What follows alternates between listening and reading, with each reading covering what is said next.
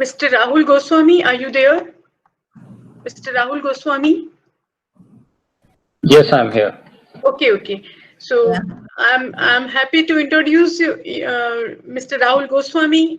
He is an experienced thought leader, innovator, and social entrepreneur in the field of education and mental health. He is a social entrepreneur and co-founder Lakshya Jeevan Jagrati, which aims to empower women and youth by providing education and skill training. He turned his trauma into his purpose, so also shared his journey at TEDx. Uh, from victim of domestic violence to social entrepreneur.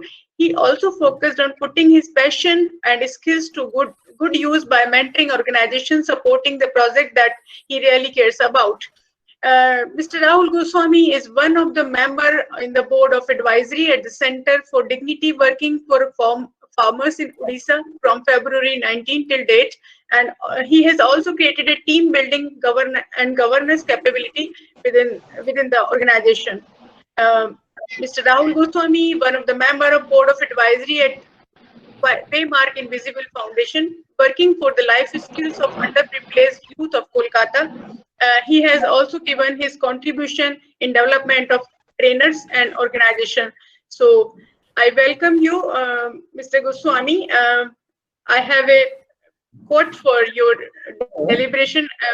I love the daughters more than anything in the world, more than life itself. So for me, being mom and chef is and always will be job number one. So it is said by the Michelle Obama. So I over to you, Mr. Goswami. I over to you.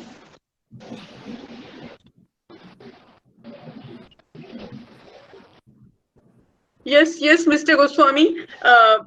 Kindly tell us about how can a woman voice up and create equal future, and what is the reason of violence right now? Violence against women in India? Am I audible to you? Yeah, you are audible. Kindly explain how can women voice up and create equal future? And you are doing with the domestic violence. So please tell us about what is the reason of violence against women in India and what step can be taken to eradicate it. Dr. Hassan told so many things about the domestic violence and all. So kindly tell us the steps can be taken to eradicate the domestic violence. Yes, over to you. So thank you very much for inviting me for this platform. So your very first question is that how can a woman voice up and create an equal future? So before I answer this question, let me ask you, all of you here sitting here and attending this webinar, how many of you really know the answer? Raise your hand. How many of you already know the answer of this question? We have been attending so many workshops, so many seminars, and since we were born, we have been hearing about this word of having an equal opportunity to women. Everybody of us know this answer. From the bottom of heart, we know it. Every girl know it, how to do it. Yes, you are right. We know it, but this is not practicable in the Indian scenario totally. So kindly tell us how can we empower ourselves with the mind? As Dr. Hassan said, our mentality must be strengthful. Our mentality must be powerful to accept the changes and to inculcate the changes. So kindly tell us how can we create equal future? Right. So I'm coming to that answer only. So I'll give you a very simple and small answer. I agree to Dr. Hassan, whatever he said. Yes, I agree to that. But to give you a very brief answer, the answer is you cannot. You can never do it. You can never have equal voice. Do whatever you want, you can never have it. I've seen throughout my life that women striving for this word equality. You cannot have equal. The moment you say equal, you are competing. You are beginning a fight against your own people. So I'll explain you with one of the famous movie, the dialogue of one of the famous movie of DDLJ. I think everybody would have seen that movie. So where a mother is telling her daughter, सपने देखना तो अच्छा होता है, पर सपनों को सच लगाने करने की शर्त मत लगाओ. Excuse me? Yes. You can dream. Even the dreams are becoming gender-based. That a girl is taught and trained that she can never realize her dreams. I really want to love to see a movie where a man, a father or a mother is telling her son same dialogue. I would appreciate that. So the moment we say equal, we want equality. That very moment you're standing at below average line. That very second you are declaring yourself as an inferior. Because I always tell women of our organization, there's a difference in being equality, in being equal and having their own voice. Who are you asking for? For equality. They are the one who have crushed you. Why can't you have your own voice? You are the creator. You never asked to, when you gave a birth to a child, how to do it. Because you know it. You are a creator. And the very moment you create this world, people around you started knocking you down and telling you that you cannot do anything. Excuse me. You have created it. You know the answer. So why I'm saying that, not to begin a fight, not to begin a conflict, not to begin any constriction, and instead of that, believing on yourself.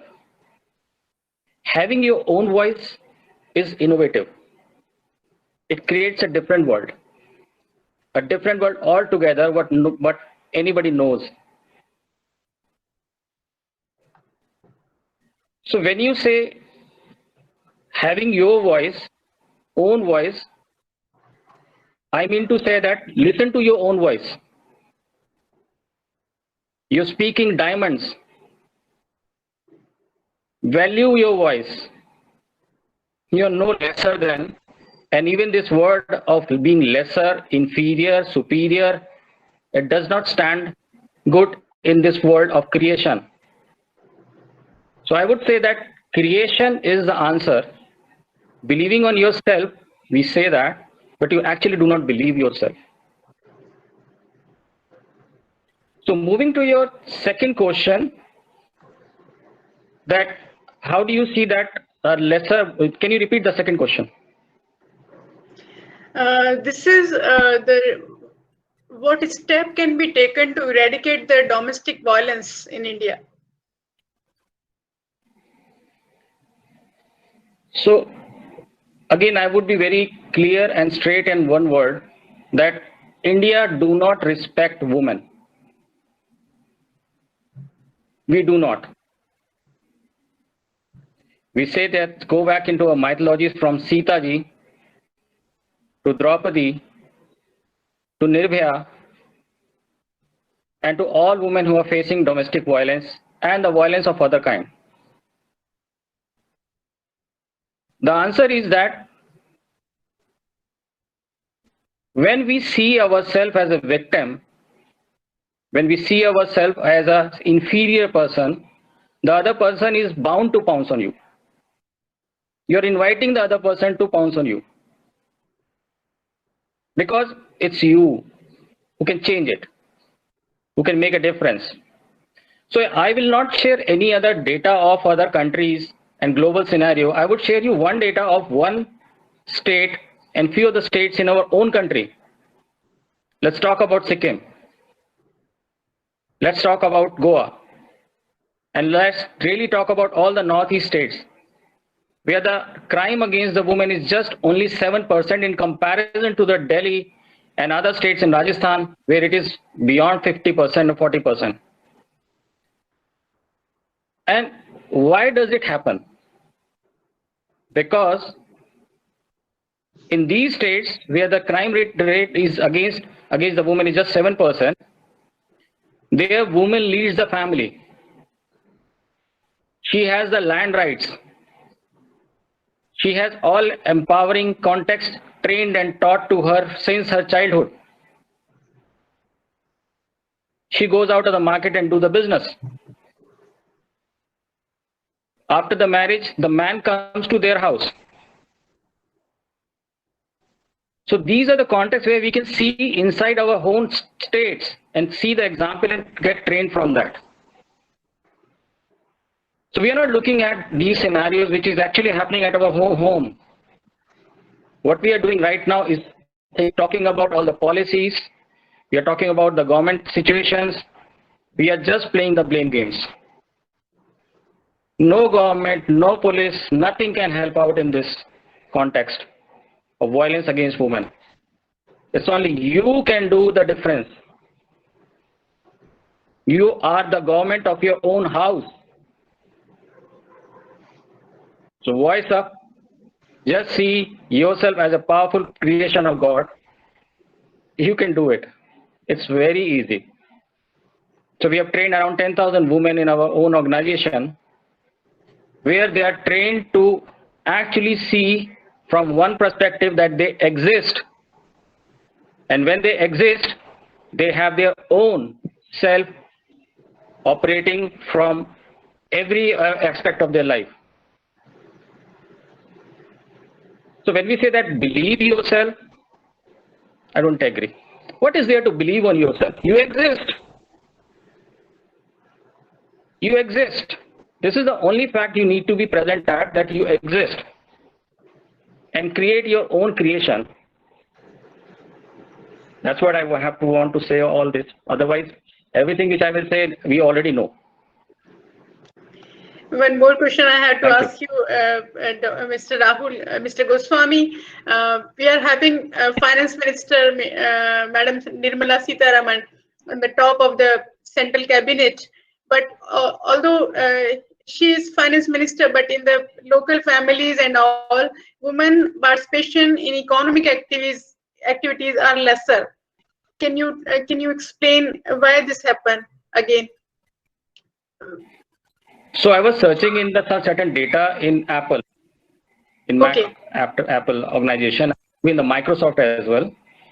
What I observed, that even they are lagging behind in the women participation in their organization.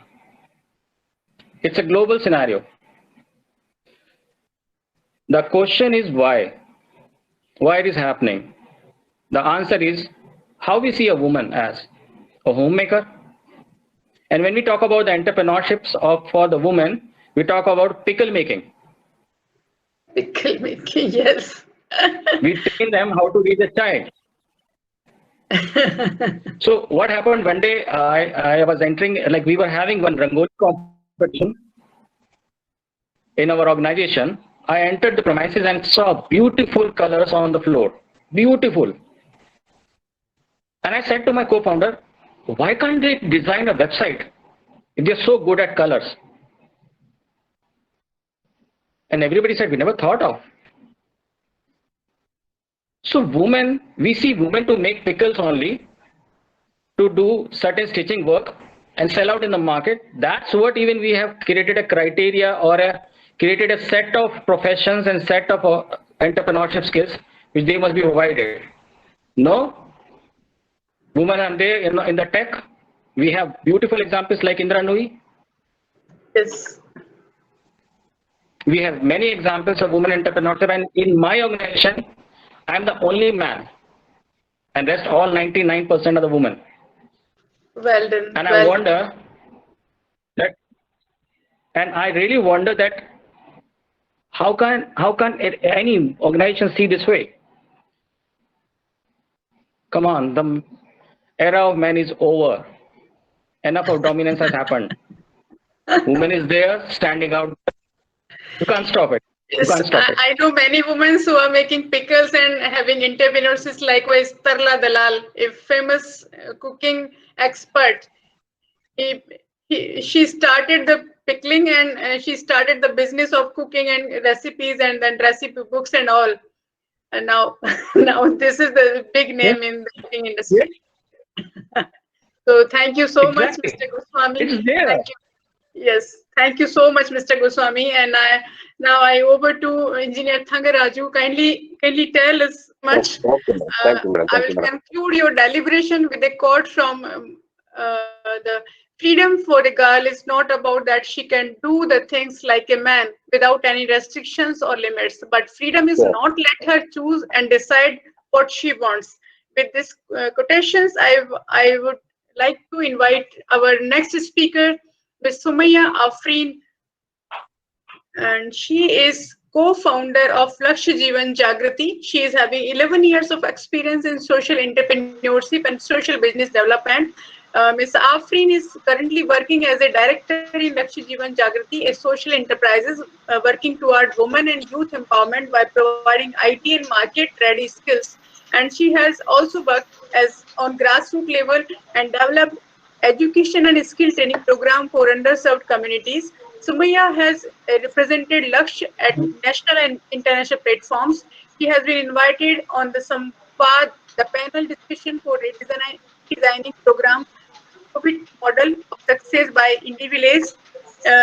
Ms. Afreen participated in the Social Enterprise World Forum Hong Kong in 2017, and she has been invited by Singapore International Foundation as a speaker to share her journey with new cohort of participants in 2018. And Ms. Afreen has been invited in the panel discussion at Beti Bachao, Beti Padhao Women Award by Ministry of Petroleum India 2018. And she also invited as a guest speaker at Women on Mission International Awards in 2017, New York, USA. She has launched We Connect Fellowship Program for Women Social Entrepreneurs. It is a platform to connect women role models with early stage women lead startup of India to provide mentoring support. Ms. Afreen has been selected in Changemaker Exchange Program in 2019 in Thailand by Ashoka and Robert Bosch Foundation. She is among the top 12 fellows for leadership development program in 2016 out of 1400 applications across the world by Global Good Fund, Washington, D.C., USA. Ms. Afreen won the third prize by the Opportunity Desk Impact Challenge 2017. She won the first prize in poster presentation at IIM Ahmedabad on the top gender inclusivity and diversity 2018. She represented Lakshya Jeevan Jagrati among top 20 organizations, Tata Social Enterprise Challenge 2013 at IIM Indore.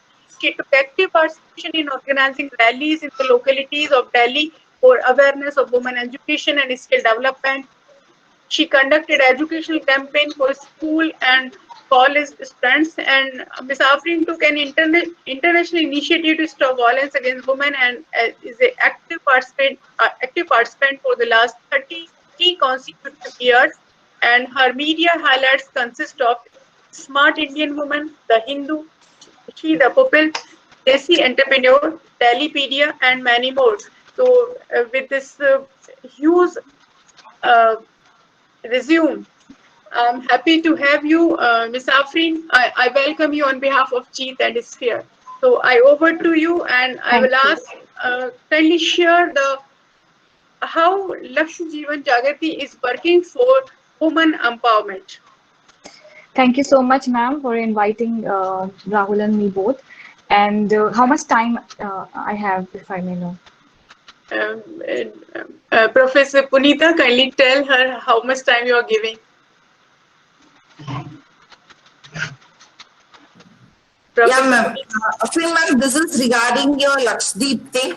Can you take up for 10 minutes? 5 to 10 minutes, okay? Yeah, that will be fine. Yeah. Okay.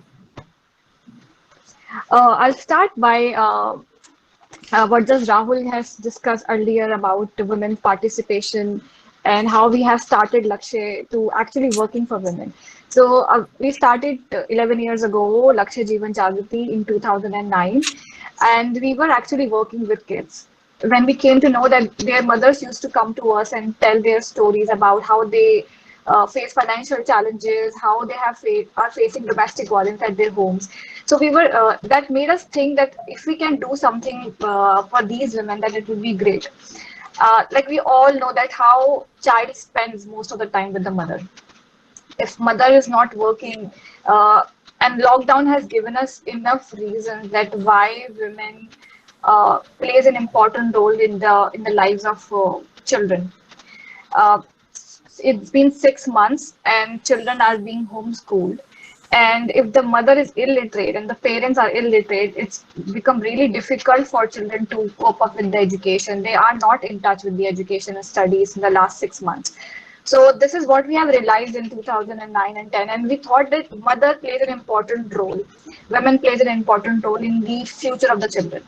So mother like you, who are professors, who are doctors, definitely future of your children is going to be very different of the future of the children whose mother are not literate. They can't tell or educate or guide their children any manner. So we started to engage these women in our community, and we invited women on our platform to make them realize that how education plays an important role in your life and what how you can contribute to your child's education as well. So initial phase, we went to the community. Our mobilization team went to the community and started talking to the women. And what we realized that 90% of the women really want to do something in their life. They really want to learn at this point of time. They really want to learn English, computers, and everything. But slowly and slowly, what we realized over the time that these women are not given, they are not willing from inside. They are demotivated.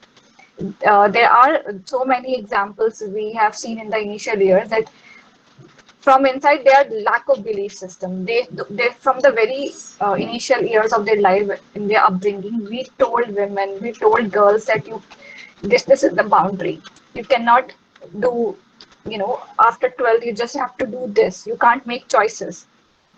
When we say women belongs to the kitchen, when we say that women, the kitchen is a territory for women, that why we have 90%, 80% chefs working in the hotel industry if the cooking job is for women. So they can't make choices of their own. So this is what we have realized. And even after marriage, they are not able to make choices of financial decision. They can't, they have the money, but they can't make the decision what to do with that money.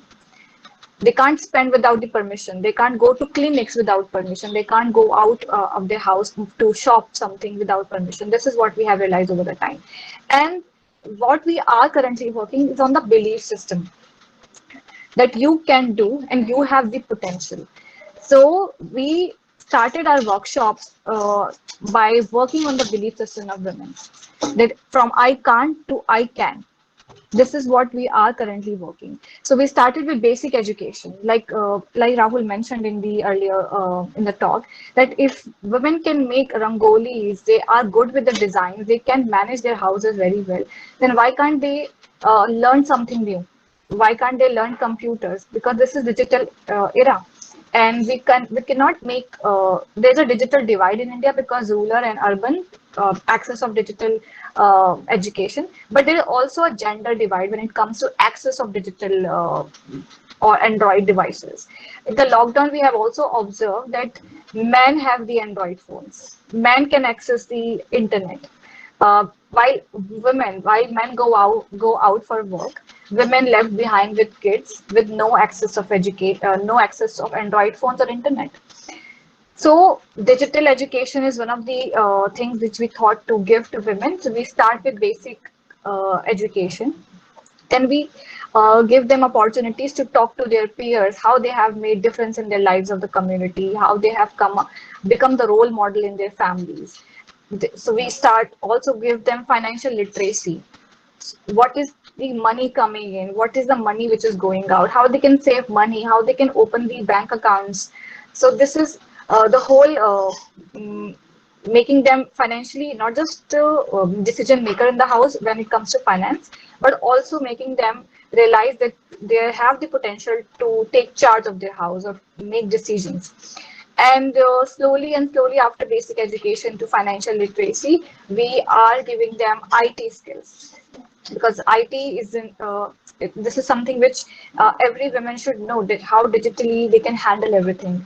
And like I said, lockdown has given us enough reasons that why women should learn to operate Android phones in lower socioeconomic communities, because there is no problem of having an Android phone in the house, but who is having it? The male member of the house and not the women.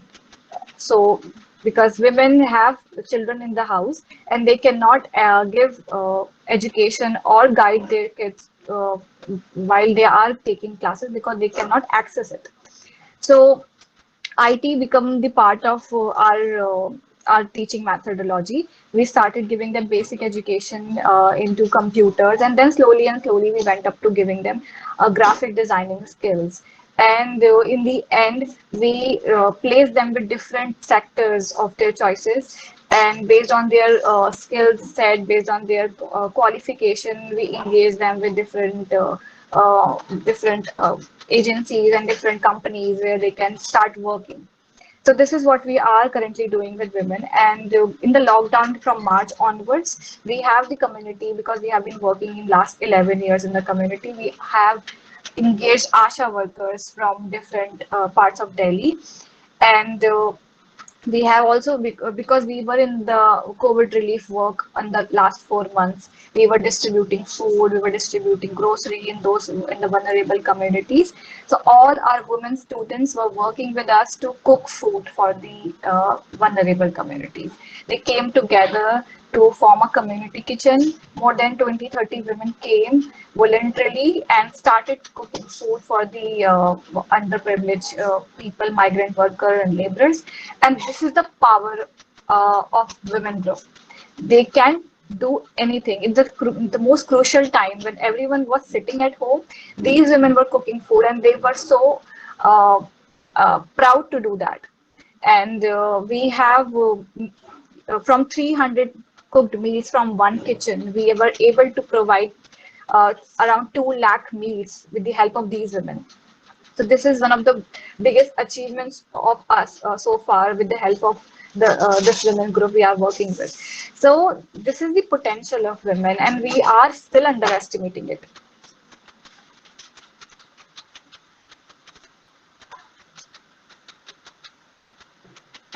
Thank you, Ms. Afreen. Professor Punita, I over to you now. Thank you, ma'am. Thank you, ma'am. Thank you so much. And Ms. Afreen, it was a wonderful job what you have did it, and just really we wanted to have this on that the people will be knowing, and so that they will also be a part of it on certain things. So it will be a helpful, and really very happy to know that the lady support was there for you, the entire team. And we also feel sometime the team of Jeet also will be a part with you to work on it. Sure. Hope so. Yes, ma'am. Thank you so much for your thing. Thank and you. Now we go on to the next panelist. I would like to welcome Dr. Sandeep Mehta. He's our mentor also. He's from our Jeet group. Dr. Sandeep Mehta has over 21 years of experience in academics, research, and industry. He has been associated with Jeet since 2004. It's such a long journey, sir, is with us. He has presented more than 9 papers in national and international conferences and published 26 papers in international journals. He has been the convener of 3 national conferences, ESD 2010 and NCATS 2014 and NCIS all national level things in 2014. He has expertise in the areas of 11 e-content, educational TV films on electromagnetic field theory, produced by Educational Multimedia Research Center, Jodhpur.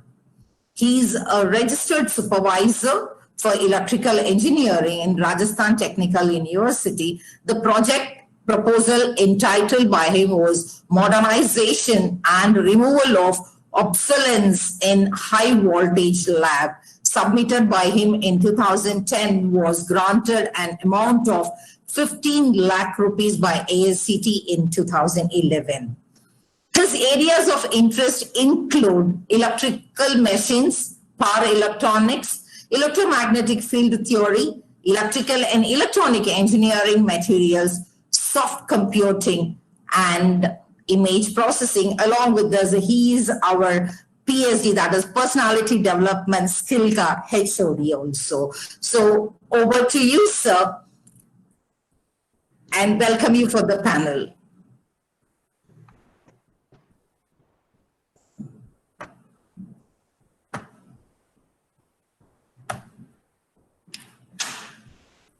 Over to Dr. Sandeep Mehta. Welcome you, sir. So Dr. Mehta, kindly unmute. Sir, unmute yourself. Thank you so much, ma'am. First of Yes, all, sir. thank you so much for giving me this opportunity.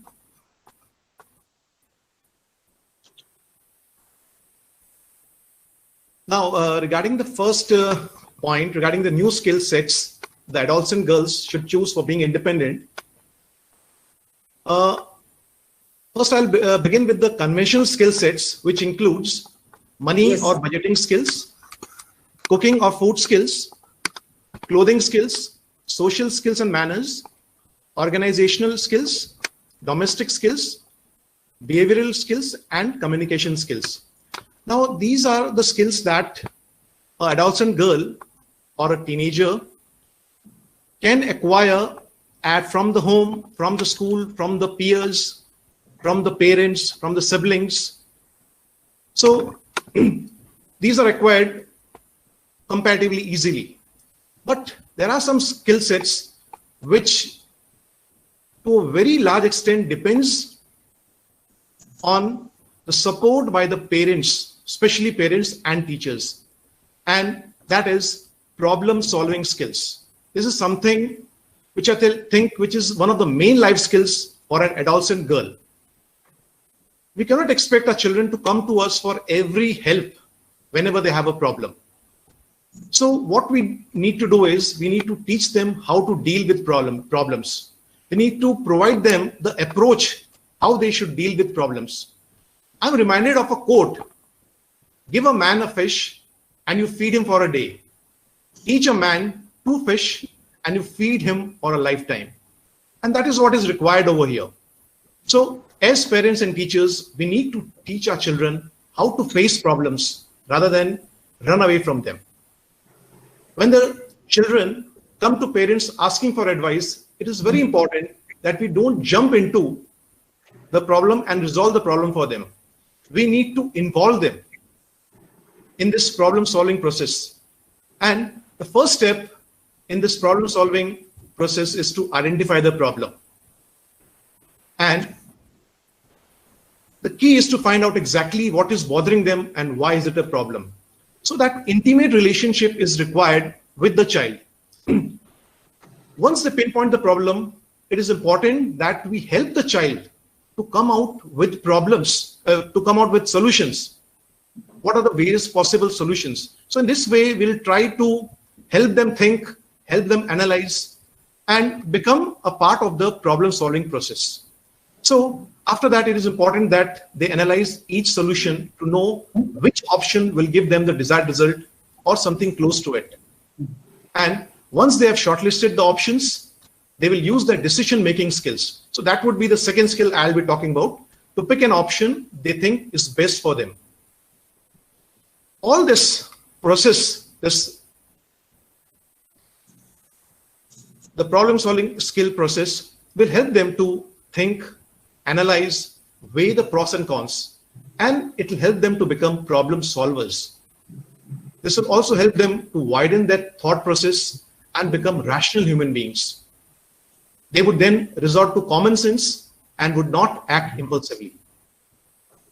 Now I would add the second important skill, where again parents and teachers have a very vital role to play, is the decision-making skill. And this is a very important skill which will help them in attaining independence. It is important that as parents, we do not force our decisions on our children. Adolescent children are going through a lot of physical and psychological changes. At the middle adolescent age, that is from 14 to 17 years, they tend to become argumentative, which is but very natural. It is important that we encourage them to take their decisions. Parents should unbiasedly put forth all the facts, all the pros and cons based on their experience, but at the same time, they should not force it on their children. Let the child think.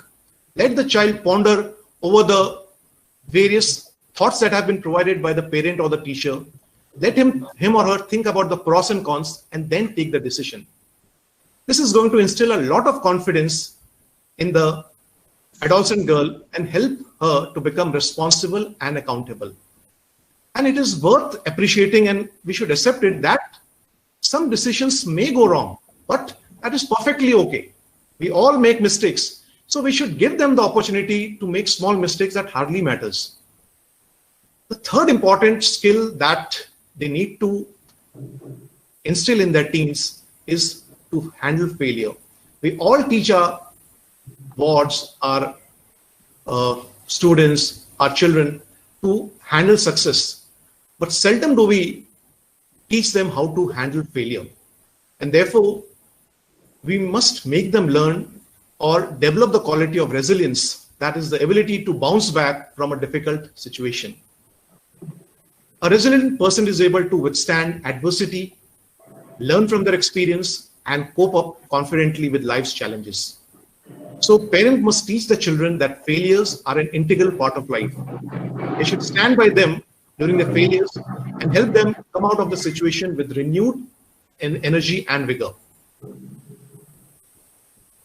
Next skill, again, it is the skill to stay safe. When the teenage children are out in the world all by themselves, it is important to know how to stay safe. In fact, staying safe is one of the most important skills for teenagers on both the physical plane as well as on the online plane. Problem-solving skills, decision-making skills, and resilience, all these together will help them to use their common sense and intellect on how to stay safe. Here, I would add that all girls should learn some sort of self-defense techniques. Next skill, which is again very important, is how to cope with emotions. The teens will need to cope up with situation of loneliness and being away from their loved ones. It can be a very difficult time for them if they do not learn how to deal with the change. Therefore, again, the parents have to play a vital role in helping them to cope up with emotions. As an adult, the teen will have to deal with stresses at home, at work, and in personal relationships, and various other situations. So coping with stress is an important skill parents should help the teens acquire. A critical skill that parents should help the teen is accepting their emotions. We need to tell them that no emotion is good or bad. There's no wrong in feeling happy, sad, afraid, being angry, being silly, being jealous, or even being guilty. The only important thing is we should not dwell upon a particular situation. And at the same time, we need to teach them different ways to deal with their emotions, such as physical activity, meditation, listening to music, or just by talking about it. In this context, spirituality can also be a major help for them. We need to understand that during the early and the middle adolescent period, that is from 10 to 17 years approximately, the teenage brains are going through a major change. Therefore, as parents, as teachers, we need to stay calm, empathize with them wherever possible, and understand that they are still learning to manage emotions. So this adolescent period, it can be like riding a roller coaster, but by maintaining positive and respectful parent-child relationship during this period, I think this ride can be a very joyous ride. Now, coming to the second part, which is where is the Indian education system lacking in order to develop work-life balance? If we talk about the current Indian education system, I would say it is basically based on rote learning. We have something known as Bloom's taxonomy, where there are 6 different ways of assessment, which are remembering, understanding, applying, analyzing, evaluating, and creating. But in general, when we talk about the Indian education system, the assessment is limited only to the first two attributes, which is remembering and understanding. I'm talking in general. The main emphasis is on clearing the examination and obtaining a degree or certificate. In most cases, the practical applications and innovative aspects are completely neglected, thus making education or study very dry and boring. The scope for creativity and innovation or learning by doing is generally missing, and therefore learning never becomes a joy. If we talk about, I read a survey where practically only 2 to 3 students, they enjoy studies. Rest of the students, because they have to do it, they are doing it. It is not for fun. And therefore, the lackluster education system, it is also reflected in the workplace. In general, there is very little scope for creativity and innovation at the workplace. Furthermore, one more important thing is the professional ethics and human values, which a few decades ago used to be an integral part of the Indian ethos. It has gradually ebbed down, and therefore it has had its impact at the workplace also.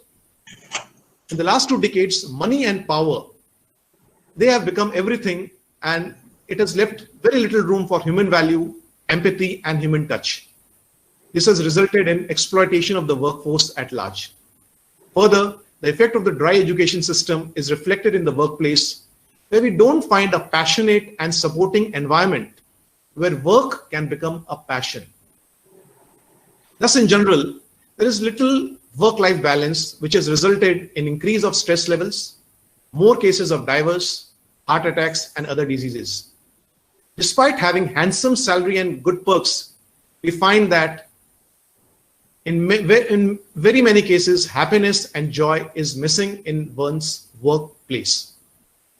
However, there is a silver lining. The new education policy, which has been brought out in July, it aims to reduce or eliminate a lot of the drawbacks of the current education policy. Let us all hope that our new education policy is implemented in the right spirit, which can not only make education or study a joyous journey, but also help to make work-life balance for all the Indians. Thank you. Thank you, sir. Well said, yes, because he was part of our Sanjeev Girls Engineering College, so he knows many problems, what the girls have been facing with, and he was facing with that. So it is a right choice, and what all the skills you have said, sir, with that we can conclude as saying, she would rather walk alone in darkness than follow anyone else's shadow. So the female child, she can be independent. This was the thing we have said, and moving on. Thank you, sir. Thank you for your cooperation and your presentation to us. Now moving on to the next panelist, Dr. Neelam Srivastava. Hello, ma'am. Yeah. Hello, ma'am. Just I would like to present your profile so that we can move on to the thing. Sure. Yes, ma'am.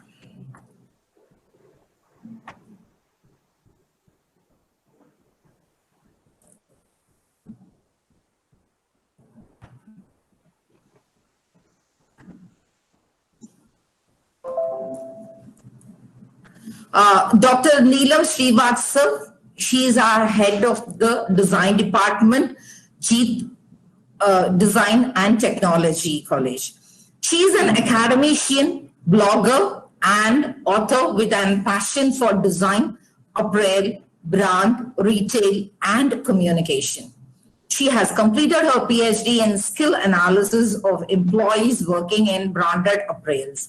She earned her master's degree in business administration with a specialization in retail management.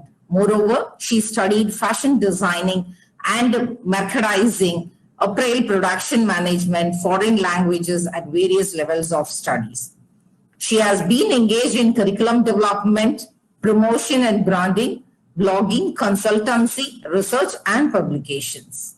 She has contributed in curriculum development of UG and PG, degree courses in design at various universities and studios. She has been associated with University of Central Lancashire, Preston, UK, and in Canada. Her online research work has wide reach and international viewership of 1,236 at academicium. The citation received for her research paper is 4 in number. Her research papers have international viewership by 52 countries. She authored Zorik Chosu, 13 Arts of Bhutan, Notion Press, 2 chapters in Book Merchandise Management, Symbiosis Education Group. She has been actively engaged in teaching, retailing, branding, apparel and visual merchandising and garment manufacturing process, design projects, costumes in cinema, fashion forecasting, fashion clothing industry, production planning and control, quality fashion theories. She has been associated with many reputed academic institutions and business houses during her career journey. Since your career journey is such a long, ma'am, just we wanted to hear from you about the financially independent life and financially literacy in women, and see about the factors that can work towards women empowerment, being a women entrepreneur. Welcome you, Sure, ma'am. ma'am. Over to you. Thank you so much, Punita Lakshmi ma'am, and I welcome all the panelists in this international webinar on International Girl Child 2020. I'm feeling very fortunate to be a part of team. Neela ma'am, we are not, we couldn't hear you louder. Louder, please. Just a second. Yeah. Am I audible enough now? Yeah, no. Yes, ma'am. Yeah. So I extend my heartiest thanks to the Punita Lakshmi ma'am and all the panelists in this international webinar for the Girl Child 2020. I'm very fortunate to be the part of one of the panelists and to share my wisdom and opinion as well. So as ma'am has asked me to talk about the financial independence aspect of the females, so it actually starts when we are talking about, we are already in 21st century, and I will take only 10 to 12 minutes of time to present my features about this talk. So we are already in 21st century, and I can say now that women are empowered in most of the senses, and they always have been empowered in the past as well. When we see them working from home in small scale industries while making some edibles from the kitchen, as has been mentioned earlier by the previous panelist, like pickling things, and for while making pots or some other craft items. So I never see that women has never been empowered, but of course they have never have taken a front seat to show them that they have been empowered. Because once running a family or once running a business, women has always been playing a part into it, maybe invisibly. So when they have received equal rights, we have seen that yes, a broader perspective of empowerment being identified in the world, stepping out of the home is the need of the time. So when they have received equal rights to vote, heritage to the paternal property, and the equal wages, which is still not 100% applied at many of the workplaces, and we can say it is still not applied in the full terms. Now talking empowerment, I'm not covering this topic because this has already been talking a lot about Dr. Khanna, Dr. Hassan Toheb, Sumaya ji and Rahul ji and Sandeep Mehta sir has also put a very good insight into it. So in precise, if I have to say about the women empowerment, it is their right to understand birth rights, because they have been always fulfilling their duties, but they have always been ignorant about their rights, their legal aspects, the legal understanding of the law, where they can fight for their rights. First, they need to be educated about their rights, which still is not prevalent and not fully done in our society. So they have the right to participate, to choose their education, religion as well, of course, the language, the work, the lifestyle, and the other activities in the society, so that they can contribute to the economy, GDP, politics, as well as the society upliftment. When I think about this, like over the past decade, there has been a pretty increase in the women empowerment cases. And to mention few factors which are required to be communicated to women, and to the society as well, because society has to accept the empowered women. For women's empowerment is to give women the sense of self-worth, that they are important, their existence is important, and they mean to the society, their decisions mean to the society. So to aware them about the right to determine their choices and their access to opportunities as well as the resources, and to have a power to control their own lives. Because till now we see in the patriarchal society, women have been controlled always. First as a daughter, then as a wife, then as a mother also she has been controlled by the son. So this mindset has to be changed. So here I can say that Shakespeare has well said, what we think we are. So it's all about our thinking process. So when we are talking about empowerment and the financial independence, it is first has to be started with our brain train. We have to train our brain. We have to train the brain of the society, because this all starts with that. So these days, women are achieving high level of jobs, we all know. And to mention certain good examples, women are participating in military, police, navy, defense services. And to mention one such name is Avni Chaturvedi, who has been the first woman combat pilot, which is a very big achievement. Neelam, ma'am, it has come step by step. Yes. Ma'am, again your voice is going down. Hello? Again your voice is going down. Yeah. Is it fine now? Is it fine? Now it is fine. Yeah. Yeah. So it is first of all important that women should feel confident and that she is an independent human being, like any other human being. And the one who is self-sufficient in all manners, like physically, mentally, emotionally, and financially.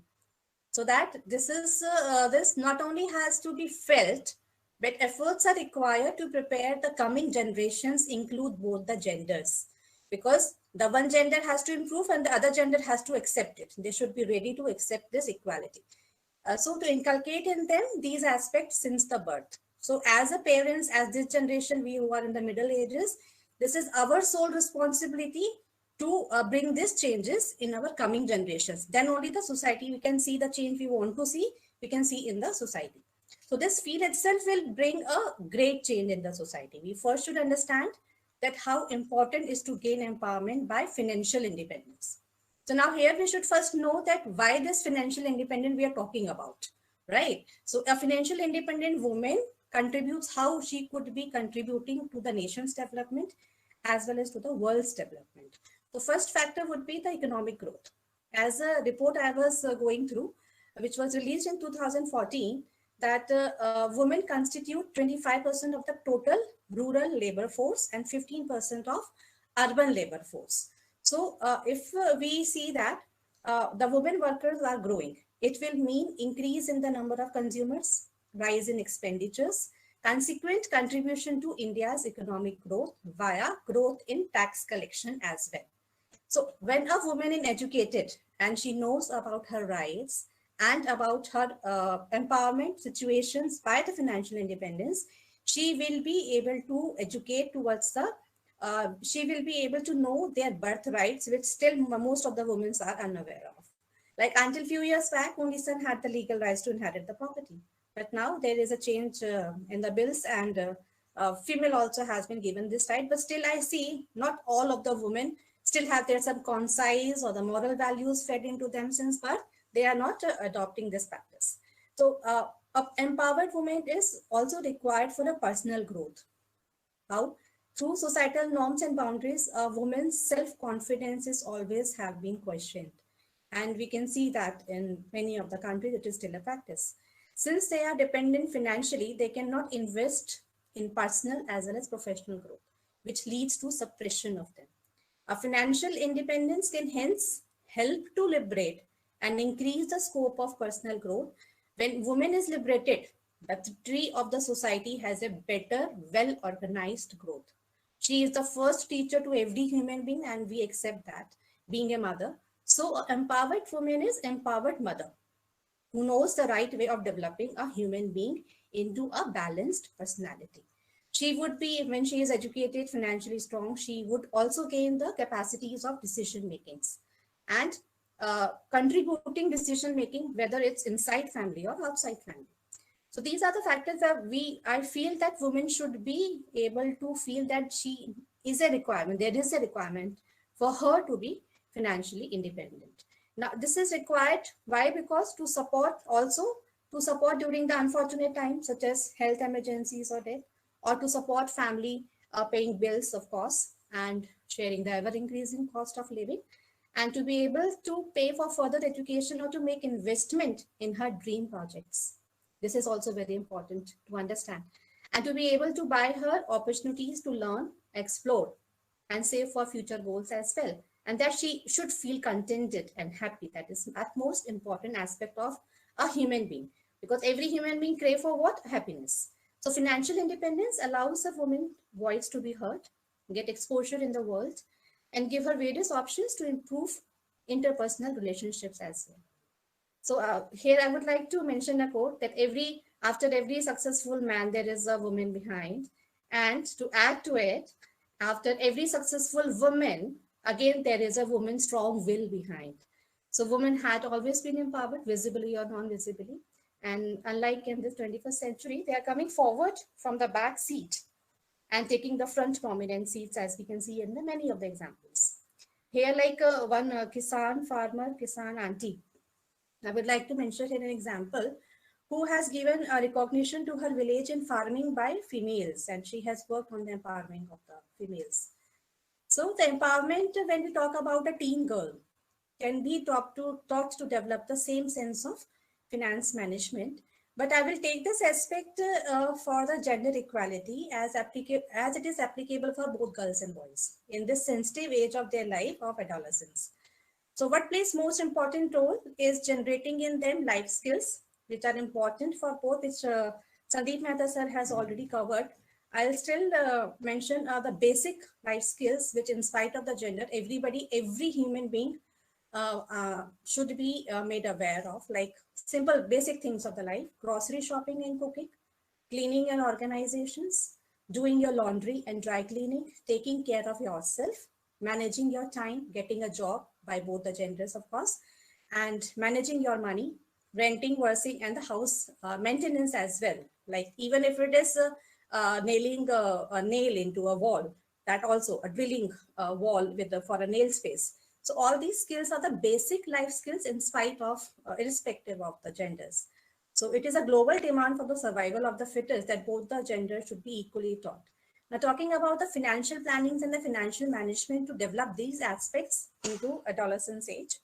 So this responsibility major is held by parents first. And second, it can be made as a curriculum part in the educational institutions as well. Because to teach every human being about their rights, about the legal aspects of the society, of the country, and as well as to manage their finances, because ultimately they're ending up to earn for themselves. So we can start this with the basic things, like to first help them to understand. The first element is to teenage learn about money management, to work with whatever skills they have achieved till now. Since the nursery or till they reach a standard of a 12th, they certainly have acquired good skills. Like some students are really good at sketching, some students are good at cooking, some students or some kids are good in some other aspects. So that has to be encouraged, and the students or the kids should be given a plan for the life, a target, I can say, as we do in the professional life. Like by this age, you should have to be achieved this. Like you should be financially independent, or you should start earning for your pockets. You should not be asking your pocket money from your parents. So this kind of generating a small sense of income, the sense of generating small sense of income can be developed. So whenever your kid is asking for some expensive gadgets, or in the below poverty line also, they are already doing, the kids are already working a lot. So ask them to earn for it. So developing in them the sense of money for the value for the money. That money doesn't come easy, and you have to be very careful while spending it, or before asking for an expensive gadgets or any other expensive product or any other expensive habit you want to go for. So this kind of should be given to them as soon as they start growing after the age of 10 or 11 years. So this habit has to be developed. So when they're asking for you something, ask them to earn it. buy your old books and try to buy, sell it at OLX, or there are so many other second-hand sites. Like ask them to manage their scraps, okay? And so the amount might be a very little amount. It could start with 10 rupees, 50 rupees, 100 rupees. But this will develop them a confidence, oh yes, they can be an independent human being. And they are no more dependent upon their parents, and rather they can help their parents, and they will be feeling happy to buy gifts for them at their anniversaries by their own earned money. So this sense has to be developed by the society in their kids. So then only they can be able to learn to manage the finances. Even if when we are giving them the pocket monies, or they have started earning, say, just a 500 rupees a month, okay, that's a big amount for a 11-year child or a 13-year child, because they have earned it by themselves. So bring them a habit of saving. Now that would be the right time to help them to budget, right? So like, what is budget? Like if you are giving them 500 rupees, tell them, teach them with your experience, like how to spend this 500 rupees. Is it really required to spend the entire 500 rupees, or that some amount can be saved? So this is the next step, that we have to tell them the budgeting of the money they have earned, or the pocket money which they are receiving from the parents. So this curriculum can be added into the soft skills training sessions in the educational institutions, or that can be developed by the parents. And it is required that the kids has to be taught about it. And we can say, we also see, like, because I'm from the visual merchandising field, so we create the environment of impulsive buying. So it's the parents again the responsibility to help their kids, because this online retailing has given this opportunity to shop in the midnight also. And this has actually increased the spend thrift habit. So what is impulse buying and how it can be controlled by the teenagers, because usually the teenagers are more into it. They have the credit cards or the debit cards of the parents already added, and they shop. So we need to develop in them to stop this habit of impulse buying, which is a very important aspect, whether it's a woman, men, or a kid. That impulse buying actually disturbs your budget. So this habit has to be controlled.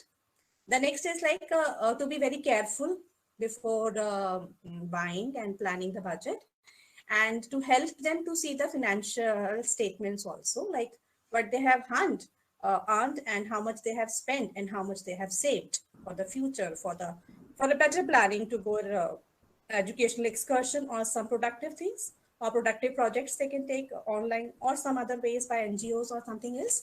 So these financial statements develop in them a more confidence, like they are growing as a balanced human being. So this is about the teenagers I talked about, but one of the worst financial condition is having high credit card debts and the loan debts, which usually when we, during our initial jobs, either men, women, or anybody, we are very happy that we have received a credit card of high limits. But this is actually bringing a hole in your wallet by increasing the debts. So it is very important to explain the teenager that it is important not to take on any debt that isn't absolutely necessary. So by keeping the debt low, the finances can be managed better, and the long-term financial situations can be handled. So when we talk more about, like, for the teenagers about money management and the better decisions, hence a budget planning is very much necessary. So what is budget planning? Budget planning is controlling our expenses and making a spending plan or a budget plan. So a budget plan is a action that helps people allocate their incomes into 3 standard headings, that is savings, expenses, and paying off their debts. Okay, so so making a budget of your own is very important. So we first what we need to do is gather your financial documents, make a list of all your monthly expenses and incomes. That usually people do, but some of the people are still unaware how to manage their finances. So it is not about the female usually, because they earn, sometimes I have seen this, and they give the entire finance management to the husband or father. And they usually feel themselves weak into handling the finances and doing the finances planning. So for them, it will be a very good insight that they need to categorize their expenses as fixed expenses that might also include the saving part and the other expenditure. It may include recurring deposits, fixed deposits, or paying into the monthly mutual fund schemes, these kind of. So calculate your total income and expenses separately. If your income is greater than your expense, it means that you are planning to spend your money properly. And if your expenses are more than your income, you will either need to cut down or some unnecessary expenses, of course. So here, dilemma, impulsive buying, you have to control yourself before being a shopaholic. So find ways to increase your income or do a bit of both, like cut down your expenses and a little bit find other sources of income as well as. The other way to understand the better aspect of finances management is the debt elimination. As in the we always have heard, like courage is something which drains you out completely and it will never help you to grow. So eliminating debt should be the priority. If a debt is not repaid in timely manner, we might have to pay it with the penalties. That should be avoided in all the times. And apart from prioritizing repayments in a budget, there are some more ways to eliminate debt. That is, do not take an additional debt once you have repaid your previous debt. Okay. And then the next would be the increase the monthly payment amounts of your current debt so that it can be paid off faster. Next would be to look for a lower interest rate and switch your loan to a lower interest rate loans. That would be the best ways. And choose to pay with cash whenever you can. Avoid using your credit cards and lending money habits. Avoid buying things impulsively. Set a spending limit on your budget and stay within it. That is very important. And never take out a loan to repay another loan. And if someone feels like it is difficult to do, so they can take in advices of the finances advisors, the CAs, and there are many other people who really help you to manage your salary or your income. And they really help you that this much you need to save for your future planning, future growth, and this much is your money which you can spend, and this has to be reinvested so that your money can grow. So planning is the first and the foremost step. Instead of opting for the plans that others are following, plan according to your own budget, financial goals, life stage needs, and you can take the help of course, the professional finance planners. Invest in a fashion that meets goals and that the risk is distributed over a variety of instruments. Like you're not investing your money at just one side, but you have distributed your investments at various sides. So even if you are going to lose some of the money, that would be at the only one end, and your rest 9 ends are saved. So it should be a judicious mix of equity and debt. Save a specific amount of income every year and also build an emergency savings accounts. As a woman, it is crucial to be financially prepared to deal with unfortunate events like death or divorces, or keep a regular track of your investment, get adequate insurances, and execute carefully. That is very much required. And here now I'm giving certain, because everybody who is professional already know it, but still I'm mentioning certain, like where all investments can be done. It can be stocks, it can be bonds, it can be recurring deposits, fixed deposits, investment funds are there.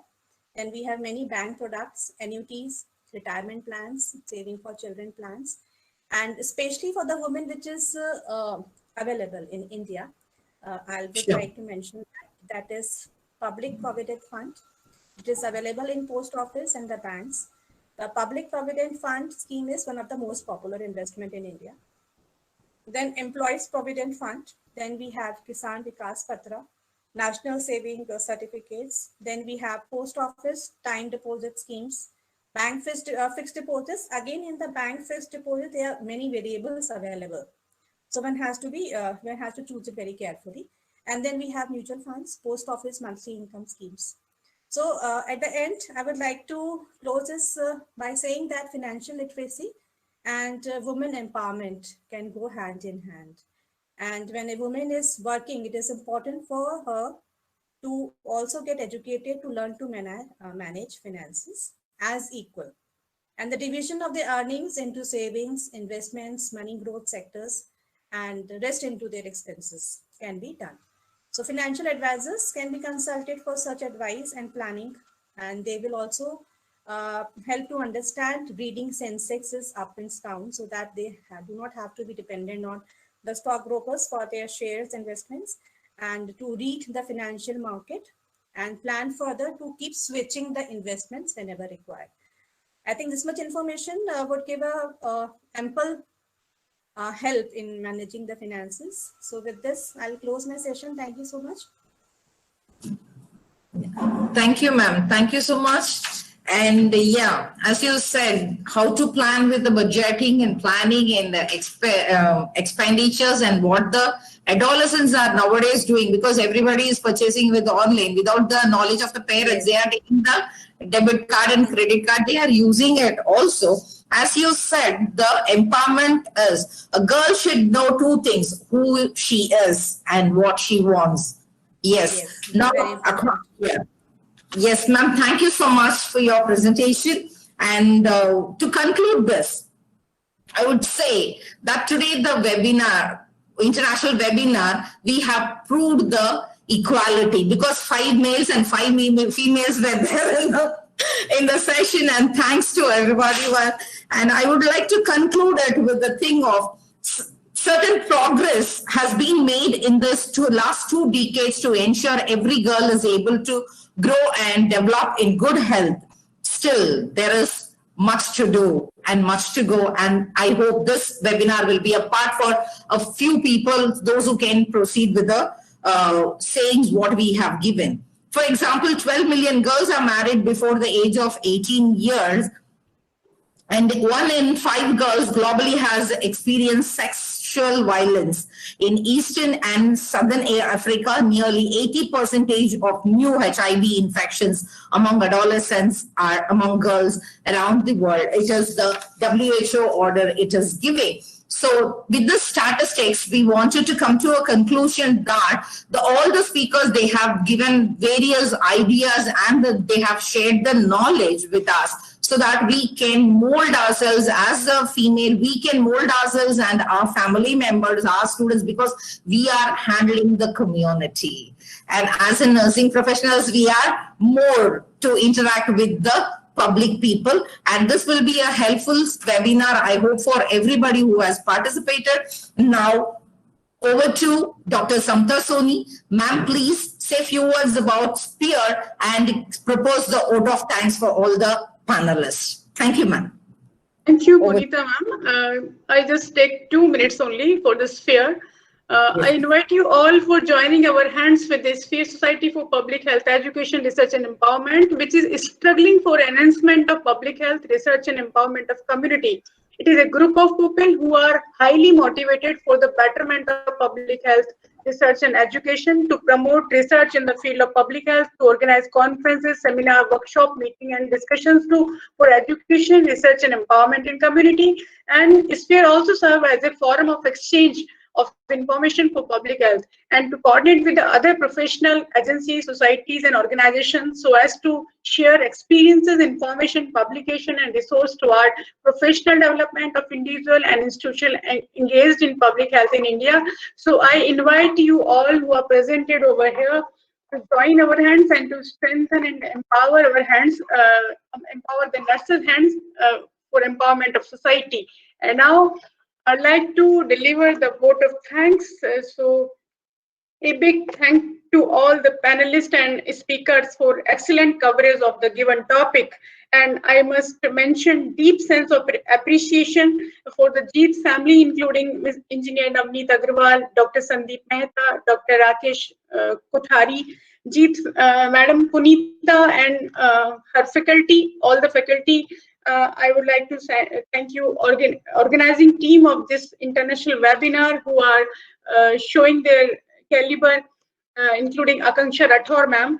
And last but not the least, thank you all the participants for attending and listening patiently, all the speakers. So thank you very much. Thank you very much.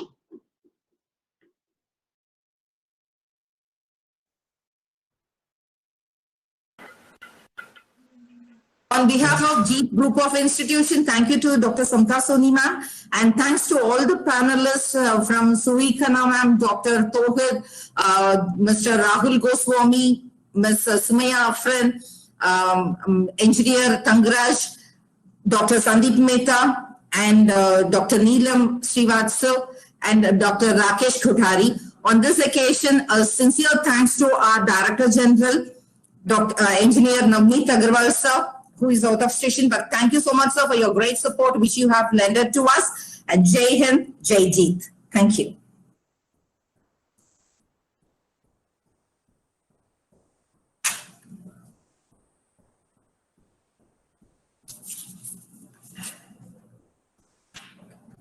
Dear circle,